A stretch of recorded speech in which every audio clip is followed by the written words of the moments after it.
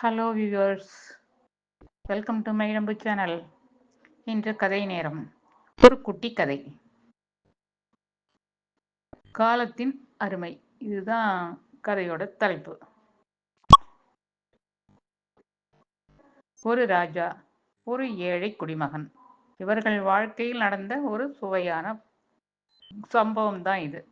ஒரு பெரிய சாம்ராஜ்யத்தை ஆண்டு வந்தான் ஒரு மன்னன். அவனுக்கு எல்லா செல்வமும் இருந்தது. ஆனால் அவனுக்கு ஒரு சந்தேகம். தன் தேசத்தில் அதிக செல்வாக்குடன் இருப்பவர் யார்? தன் ராஜகுருவா, தன் தளபதியா, இல்லை வேறு யாராவதா? அவன் தன் மந்திரி மண்டலத்தையே கூட்டி ஒரு நாள் ஒரு கேள்வியை அவர்கள் முன்னாக வைத்தான். இன்றைய உலகில் விலை மதிப்புள்ள பொருள் எது? அது யாருடைய கைவசம் இருக்கிறது?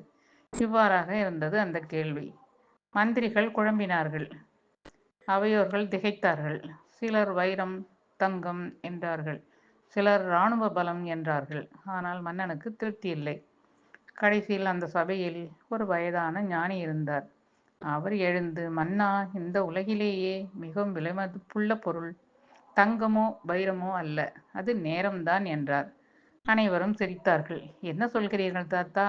நேரம் எப்படி விலை உயர்ந்ததாகும் என்று மன்னன் கேட்டான். அதற்கு அந்த ஞானி, மன்னா, ஒரு ஏழையிடம் 100 ரூபாய் இருந்தால் அதை அவன் 1000 ரூபாயாக மாற்றலாம்.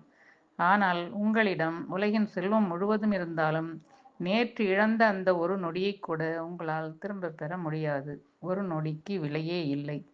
அது யாருடைய கட்டுப்பாட்டிலும் இல்லை. இவ்வாறாக கூறிய அவர் மேலும் கூறினார், உண்மையில் செல்வாக்குள்ளவர் யார் என்றால் உங்களுக்காக தன் விலை மதிப்பில்லாத நேரத்தை அன்புடனும் நம்பிக்கையுடனும் செலவு செய்யும் சாதாரண மக்களே. இதை கேட்ட மன்னன் அதிர்ந்து போனான். அன்று முதல் அவன் ஒவ்வொரு நொடியின் மதிப்பையும் உணர்ந்து தன் மக்களை இன்னும் கருணையுடன் நடத்தத் தொடங்கினான். அன்பான நேயர்களே, இந்த எளிய கதை நமக்கு சொல்வது என்னவென்றால், பணம் சம்பாதிக்கலாம், ஆனால் நேரத்தை சம்பாதிக்க இயலாது. ஆகவே ஒவ்வொரு நொடியையும் பயனுள்ளதாக கழித்து வாழ்க்கையை அர்த்தமுள்ளதாக ஆக்கிக் கொள்ள வேண்டும் என்பதாகவே முடிக்கிறோம்.